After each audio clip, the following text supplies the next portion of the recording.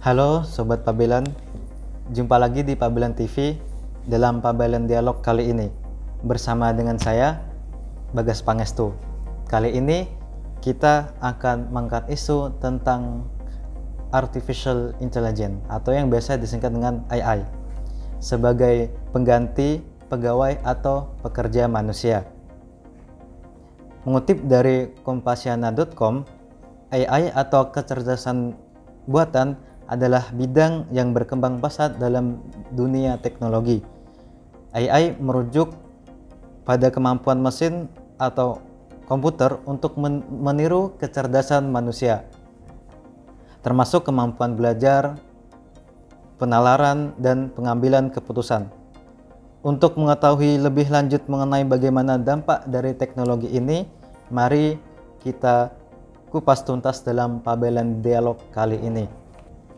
Seperti yang Pabelanis lihat, saat ini saya sudah bersama dengan Bapak Dias selaku salah satu dosen pendidikan teknik informatika di Universitas Muhammadiyah Surakarta.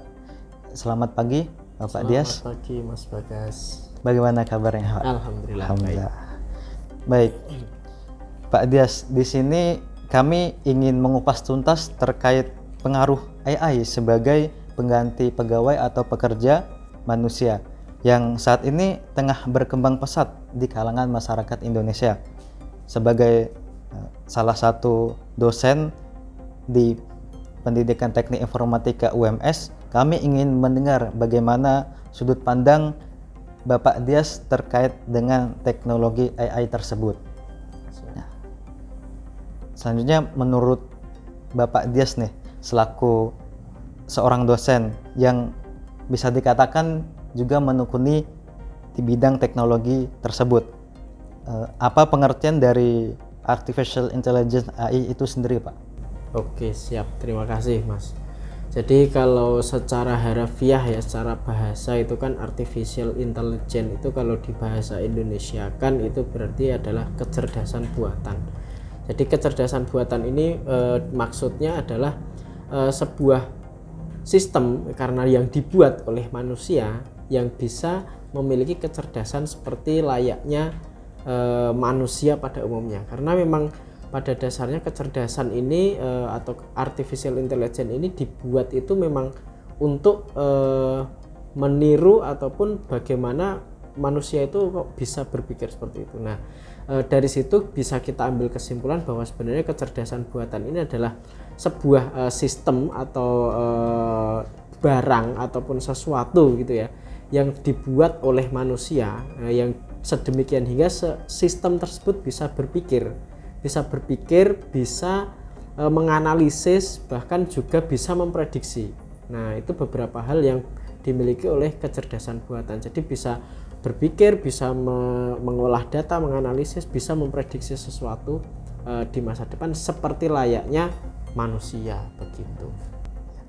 Kemudian kalau untuk penggunaan AI sendiri, Pak, di kehidupan sehari-hari itu bagaimana? Nah, saat ini memang cukup banyak. Mungkin AI ini mulai berkembang sangat cukup pesat, itu mulai sekitar 2015-2016.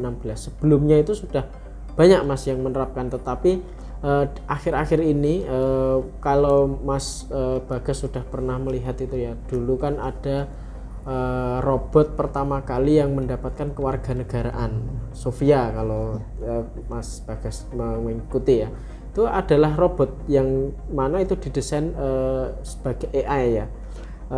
Dia itu bisa berpikir-pikir seolah seperti manusia, bisa diajak ngobrol, bisa diajak interaksi, bisa ngasih jokes juga bisa. Nah, itu sudah selalu dikembangkan sejak beberapa tahun yang lalu. Nah, tetapi akhir-akhir ini itu cukup merebak isunya, bahkan beberapa platform, beberapa teknologi semuanya berlomba-lomba. Marketplace sekarang menggunakan AI, sosial media menggunakan AI, kemudian bisnis, education bahkan menggunakan AI. Nah, itu bahkan kayak aplikasi transportasi, bahkan semuanya sekarang mulai masuk AI. Kalau dulu AI itu hanya sebatas sebuah sistem yang memang dikembangkan untuk menyerupai manusia, tetapi sekarang ternyata bermanfaatnya dalam kehidupan sehari-hari cukup luas. Nah, ini salah satu contohnya itu kalau misalkan Mas Bagas dan juga rekan-rekan sobat Pabilan semuanya bisa melihat kan, seperti Google Map. Google Map itu bisa memprediksi, itu sederhana, memprediksi berapa waktu yang dibutuhkan menuju suatu lokasi. Bahkan Google Map kan bisa juga, kalau Google Assistant dengan Oke Google gitu ya, kita bisa memberikan perintah bahkan dengan suara. Berarti kan mereka bisa seperti manusia, seolah-olah manusia bisa mendengar, kemudian bisa menjawab. Nah, ini ketika saya Oke Google, saya sudah merespon di HP saya. Tinggal kita berikan pertanyaan seperti apa. Nah, itu dalam sehari-hari ya. Kemudian industri, apalagi ya sekarang industri bahkan semuanya hampir menggunakan robot. Karena robot itu kalau dilihat gitu ya, dibandingkan dengan manusia, memang secara kinerja dia tidak mempunyai keunggulan, dia tidak capek. Manusia kerja 8 jam capek, tenaganya beda dengan ketika awal kerja sampai ketika sudah. Tetapi kalau robot bisa, nah bisa diset, diatur sehingga dia bisa melakukan kinerjanya. Nah, itu dalam beberapa bidang ya Mas Terta. Sangat menarik ya, Ya, sangat menarik ini AI. Jadi Bapak sempat menyampaikan bahwasanya kinerja dari robot itu sendiri atau AI ini terbilang konsisten ya gitu. Tidak seperti kita manusia pada umumnya. Mungkin awalnya semangat, kemudian berapa jam kemudian bisa lelah. Nah, saya ingin bertanya terkait nanti di masa yang akan datang, apakah AI ini mampu untuk menggantikan setiap pekerjaan yang manusia lakukan gitu? Nah, kalau setiap pekerjaan tidak ya, tetapi di beberapa sektor tertentu akan. Nah, ini maksudnya berarti begini Mas. Jadi ada beberapa pekerjaan-pekerjaan tertentu yang mana itu memang akan bisa digantikan oleh robot ke depannya. Karena AI ini ya, terutama AI, misalkan ya sekarang ini yang contoh yang paling mudah adalah analisis atau prediksi. Misalkan kita marketplace nih, kita punya ownernya Tokopedia, kita mau memprediksi barang apa yang akan kita produksi di kemudian hari. Kalau kita tidak menggunakan bantuan AI, hanya mengandalkan analisis dari manusia begitu ya, ya akan susah. AI itu kan bekerja berdasarkan data. AI itu kecerdasan buatan itu, kalau manusia bekerja juga berdasarkan data yang sudah dialami, experience. Tetapi kalau robot, ketika sistem itu data, dan data itu kan potensinya tak terbatas. Kalau kita sudah mendapatkan akses ke big datanya begitu ya, kita bisa mengetahui nih, kalau Google gitu ya, Google akan bisa melihat Mas Bagas dan juga rekan-rekan itu setiap hari itu ngakses apa. Oh, ketika sore-sore misalkan saya pengen beli sepatu sepatu badminton katakanlah.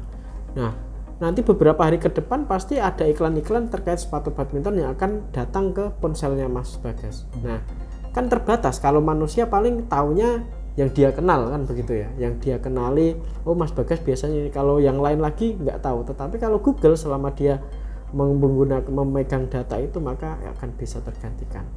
Kemudian di beberapa sektor yang khususnya adalah tugas-tugas yang administratif atau ajek begitu Mas. Jadi kayak pekerjaan di pabrik begitu ya. Kalau pabrik kan misalkan body repair ataupun apa ya, yang rangkaian. Nah, biasanya yang merangkai mesin, merangkai apa, nah itu kemasan, bahkan ya memberikan kemasan, itu kan semuanya sekarang sudah tergantikan. Pekerja manusia itu sudah mulai tergantikan perlahan-perlahan. Nah, tetapi ada beberapa sektor yang mana itu tidak akan bisa digantikan. Salah satunya ya di pendidikan ini.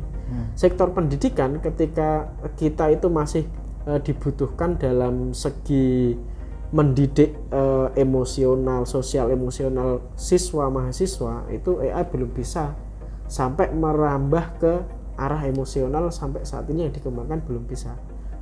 AI itu hanya berdasarkan logik data. Nah, tapi kalau untuk mendidik, ketika anak sedang misalkan emosinya sedang tidak menentu, misalkan lagi takut, sedang cemas, kan belajar tidak kondusif. Nah, itu AI belum bisa untuk merambah ke sana. Makanya ketika ketika kita menjadi guru, calon guru atau calon pendidik begitu ya, nanti ketika sudah lulus ya kita harus stay di aspek-aspek itu, aspek kreativitas, sosial emosional yang tidak dimiliki AI. Kalau kita hanya menjadi seorang guru, dosen yang hanya mengajar, memberikan materi, ya sudah tergantikan itu sekarang. AI bahkan saat ini kalau kita hanya menjadi guru yang hanya memberikan materi, ya AI saja bisa memberikan materi. Tapi AI kan tidak bisa membimbing mahasiswa yang skripsinya katakanlah loyo gitu ya, memotivasi, ya itu masih ranah yang masih belum bisa. Dan juga masih banyak hal yang lain seperti yang intinya masih komunikasi dengan manusia, membutuhkan manusia, sosial, emosional, itu masih susah untuk teknologi akan menggantikan itu. Begitu. Jadi bisa dikatakan bahwasanya AI ini sangat membantu Sangat dan sangat membantu, memudahkan pekerjaan sangat manusia memudahkan. gitu. Nah, tetapi juga itu kalau kita tidak berkembang juga, ya AI akan menggantikan kita. Makanya AI itu datang sebenarnya tujuannya kan untuk membantu. Kayak sebenarnya kayak dulu kalau film Terminator itu kan juga AI awalnya diciptakan untuk membantu manusia. Iron Man ketika menciptakan Ultron itu kan ya, awalnya kan memang dia ingin meng-create Jarvis itu untuk membantu orang-orang, tetapi pada akhirnya datanya kan aksesnya terbuka ke segala hal, dia mendapatkan data-data yang tidak baik, kejahatan dan lain, sehingga itu bisa begitu. Apakah AI ini sangat bisa mengancam umat manusia atau sangat bisa menjadi hal yang berbahaya? Bisa diartikan berbalik seperti mematikan kita, mematikan kreativitas kita gitu. Nah, ini tergantung ini ya. Ini ibaratnya ya kayak mata pisau ya, dua mata pisau ya. Jadi memang di satu sisi kita ambil dulu misalkan dari sisi positifnya ya, AI ini kan cukup membantu kita, misalkan kayak dengan adanya Google Map gitu ya, kita mau datang kemana kita bisa memperkirakan kapan kita berangkat. Untuk di sisi marketing gitu ya, kita juga bisa mengoptimalkan produk-produk apa saja yang harus kita jual, meminimalisir produksi meminimalisir kesalahan produksi gitu ya. Jadi kita ketika membuat produk itu tepat sasaran ke customer. Kemudian di dunia pendidikan, bahkan dunia pendidikan juga cukup membantu dengan adanya AI itu. Misalkan kalau sekarang kalau dengan aplikasi Grammarly gitu ya, kan bisa mengecek grammar secara otomatis dari apa yang kita ketikkan. Itu kan juga dia mendeteksi bahasa, memberikan rekomendasi yang benar. Itu kan sebenarnya membantu. Nah, dan tapi juga di lain sisi memang sisi negatif itu kan sebenarnya tergantung pengguna ya yang menggunakan gitu. Jadi kalau dari pengguna itu ketika dia ingin menggunakannya sebagai katakanlah plagiasi, di sekarang ini kita bisa mendapatkan apapun misalkan melalui ChatGPT ya Mas ya. Kalau yang sedang tren saat ini ya, digunakan oleh mahasiswa itu biasanya untuk mengerjakan tugasnya, kan itu juga sesuatu hal yang bisa mematikan kreativitas tadi juga dalam dunia pendidikan ya. Jadi tergantung, tetapi dengan adanya ChatGPT ini kan mungkin kalau saya tidak masalah mengizinkan begitu ya. Tinggal kita berarti pintar-pintarnya dosen ketika memberikan tugas ya jangan yang bisa dikerjakan, tetapi ChatGPT ini kan bisa digunakan untuk starting point. Bahkan starting pointnya itu kan ternyata ini begini, sehingga saya harus mengembangkan lagi. Jadi tidak kalau orangnya hanya semata-mata yang menggunakan ChatGPT kumpulkan sudah, dia yang rugi ya dia. Nah, kemudian kalau di sektor lain, katakanlah di sektor keamanan, kemudian kejahatan begitu ya. Ya ini sangat potensial juga sebenarnya penggunaan AI ini. Katakanlah phishing, sekarang juga banyak kasus phishing ya yang bisa meretas berbagai, itu kan sebenarnya juga masih belum AI, tetapi itu nyaris karena kan sistemnya kita bisa mengendalikan ponsel orang, data orang itu melalui aplikasi. Nah, itu kan juga hampir saja nanti kalau misalkan kita menginstal aplikasi yang ada AI-nya bisa merekam, bisa merekam aktivitas semua ponsel, mengirimkan data ke para penipu, ya bisa jadi siapa tahu kedepannya ada yang seperti itu. Nah, kemudian kalau di berbagai bidang juga katakanlah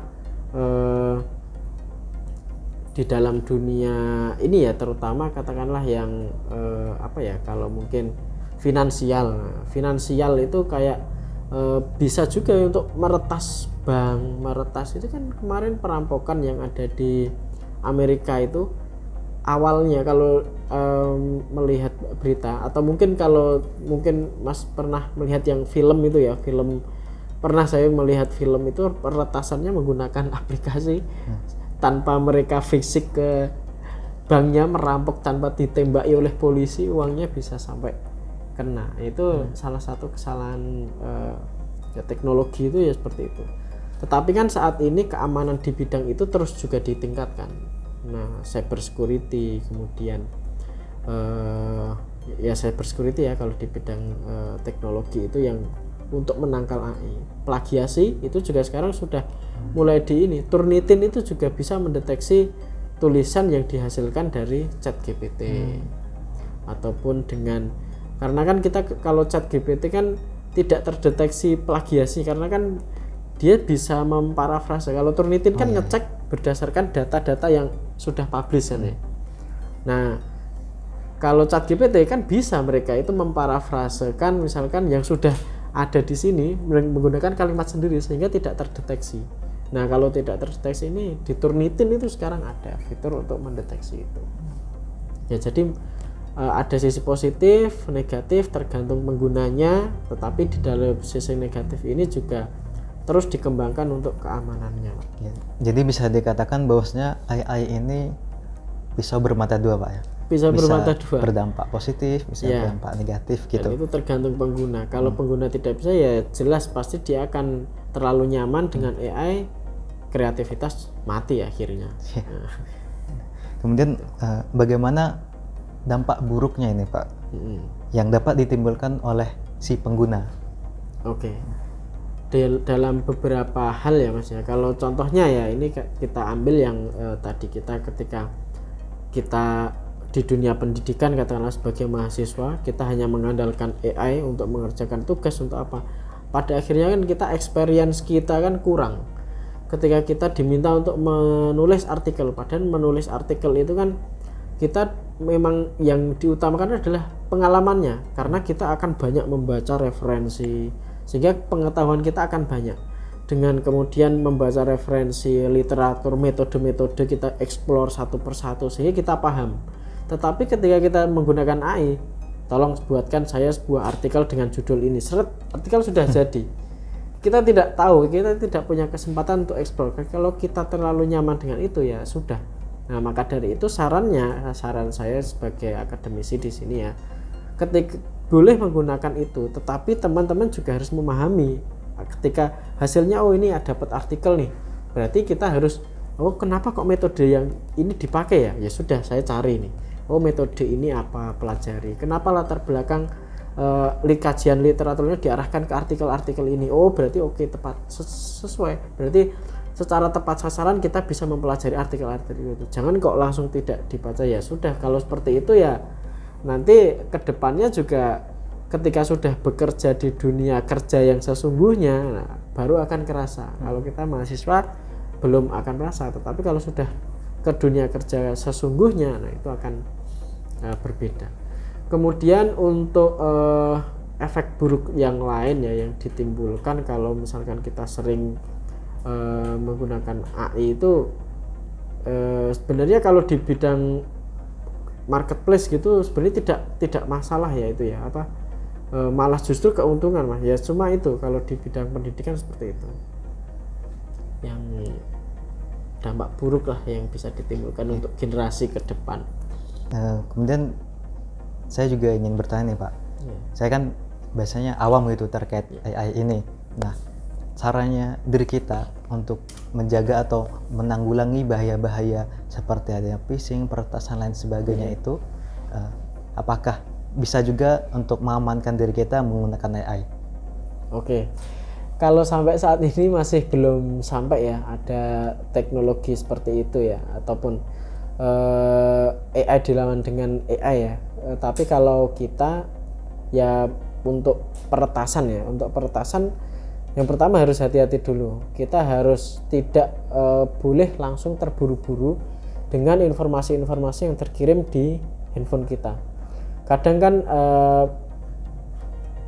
itu kan berupa aplikasi ya, dengan adanya aplikasi peretas itu yang nanti kita install di HP kita, itu kan sesuatu yang sangat berbahaya. Makanya kalau untuk saat ini yang bisa kita lakukan ya berhati-hati, jangan sembarangan untuk ini pengirimnya dari siapa, kita harus cermat, kita harus bisa ini. Kalau dari sisi teknologi yang bisa menangkal itu masih belum ada. Kalau dari teknologi smartphone ya kita paling aman mengeset, kita harus setting di smartphone kita jangan boleh install aplikasi di luar Google Play Store, karena memang aplikasi yang di Google Play Store itu kan memang sudah ada Google Play Protect-nya ya. Nah itu sebenarnya yang memprotek kita kalau ada aplikasi-aplikasi di luar yang berlisensi atau yang ngupload. Itu kan kalau ketika kita membuat aplikasi, kita mau upload di Google Play Store kan ada banyak tahapan. Kita harus melampirkan ini, mereka harus memverifikasi, oh ternyata ini dinyatakan layak. Nah bahayanya juga kalau kedepannya nanti sudah mulai resmi tuh, mereka juga sudah mulai pinter, aplikasinya diinstal di Android Play Store. Nah penipunya mungkin bisa mengaku ke siapa, orangnya tidak cermat, oh ini punya teman saya aplikasinya disuruh install. Nah itu bisa jadi. Nah untuk sampai saat ini masih belum ya, karena aplikasi pun yang untuk meretas juga sampai saat ini kalau selama kita itu tidak memberikan kode apapun itu penipu itu masih belum bisa kok. Nah, jadi begitu, masih belum semaju itu teknologinya. Kemudian untuk pertanyaan terakhir nih Pak, mungkin Bapak Dias juga selaku sebagai dosen, bisa dikatakan sebagai pendidik itu memiliki cara agar kita seperti saya orang-orang awam ini tidak salah menggunakan AI tersebut, biar dimana ketika saya menggunakan AI atau teman-teman menggunakan AI itu berdaya dan bermanfaat begitu. Oke. Nah ini memang beberapa hal ya, seperti tadi yang saya jelaskan, memang optimalisasi AI itu bisa digunakan untuk berbagai bidang, dan itu tergantung kita bagaimana cara menggunakannya, entah itu untuk kejahatan atau kebaikan. Tetapi yang namanya teknologi itu kan pasti akan terus berkembang. Kalau kita tidak bisa memahami, tidak ikut berkembang juga, ya kita nanti bisa jadi akan tersesat. Nah, saran saya selaku dosen di sini ya, pendidik, terutama untuk mahasiswa-mahasiswa semuanya, ketika teman-teman menggunakan AI ini, saya ambil kasus yang di dunia pendidikan ya, untuk misalkan mengerjakan tugas. Biasanya yang paling sering itu mengerjakan tugas, kemudian membuat artikel, membuat nah itu teman-teman harus menggunakan itu hanya untuk starting point. Jadi starting point ini maksudnya adalah ketika kalian kehabisan ide, kan biasanya tugas itu kan membuat sesuatu, kalian bingung nih ya, kalian bisa cari referensi dari AI itu. Mereka akan memang ternyata benar kok, mereka akan merekomendasikan beberapa hal yang bagus gitu. Ternyata oh saya juga belum kepikiran nih sebelumnya, oh ternyata bagus ini. Tetapi setelah itu kalian harus explore lagi secara mandiri lebih dalam, sehingga kalian juga akan mendapatkan experience sendiri. Kalau kalian hanya bergantung dengan itu, tugas submit sudah selesai ya sudah, kalian tidak akan mendapatkan apa-apa. Sama saja nanti kalian kuliah 4 tahun nggak ada gunanya kalau tidak. Namanya perkuliahan kan proses yang dilakukan, pengalaman yang didapatkan, kan itu sebenarnya yang berharga dibandingkan hanya sebatas mengerjakan tugas selesai. Nah kemudian di berbagai bidang yang lain, seperti teman-teman ini kan juga sekarang mahasiswa itu selain hanya belajar kan ada beberapa peluang menjalankan bisnis juga. Banyak loh mahasiswa itu yang punya omset ratusan juta bahkan sebelum lulus. Nah itu silahkan melek teknologi, teman-teman bisa menggunakan sistem-sistem rekomendasi, mempelajari algoritma. Misalkan SEO ya, SEO itu kan untuk membuat, misalkan kita punya website ya, bagaimana website kita itu ketika orang mencari itu selalu muncul di halaman pertama. Nah, search engine optimization itu ya. Jadi ketika kita bisnis, pelajari itu bagaimana algoritmanya Google ini supaya memunculkan website kita itu di halaman pertama. Kalau website kita muncul di halaman pertama, ketika orang mencari barang, mencari sesuatu, otomatis kan yang akan diklik yang halaman pertama. Nggak mungkin orang akan mencari di halaman-halaman berikutnya. Nah, itu beberapa ya. Kemudian sosial media. Sosial media ini juga teman-teman boleh menggunakan sosial media ini untuk seru-seruan. Tetapi alangkah baiknya bagaimana ini bisa menghasilkan begitu loh. Jadi jangan hanya teman-teman melihat ini sosial media hanya untuk hiburan, melihat yang untuk joget-joget misalkan ya. Kalian pelajari bagaimana mereka itu bisa mendapatkan uang. Sekarang kan semuanya bisa bisnis, akun-akun bisnis, Instagram bisa bisnis, TikTok juga bisnis. Bagaimana kita, apa yang bisa kita jual, apa yang bisa kita dapatkan, kan ada algoritmanya itu, TikTok, kemudian Instagram. Bagaimana kapan saat kita harus mengupload, kapan saat kita harus, itu kan ada datanya. Ada, kalau teman-teman itu kan dari AI juga. AI itu menghimpun data kemudian dipublikasikan. Oh, ini loh orang-orang itu saat paling banyak menggunakan Instagram itu misalnya katakanlah jam 6 sore sampai jam 9 malam, atau mungkin lebih, atau mungkin ketika di hari-hari tertentu. Nah, di hari-hari tertentu berarti kita harus, kalau kita jualan gitu ya, berarti produk kita harus kita jual di hari-hari itu. Misalkan promo lebaran mau apa, itu kan semuanya sudah bersiap-siap. Nah, jadi sekali lagi pesan saya kepada mahasiswa, ketika menggunakan AI jangan hanya kita menggunakannya sebagai langkah akhir, tapi gunakannya sebagai langkah awal untuk mempelajari, selanjutnya mendapatkan pengalaman-pengalaman, menggenerate ide, sehingga kita tidak kehabisan ide gitu. Jadi dalam situasi apapun bisa selalu berkembang begitu Mas Batas. Baik Pak, terima kasih atas jawaban yang menarik ya. Siap. Mungkin sekian pabelian dialog kali ini. Ya. AI merupakan seperti dua mata pisau. Jadi bisa berdampak positif maupun berdampak negatif.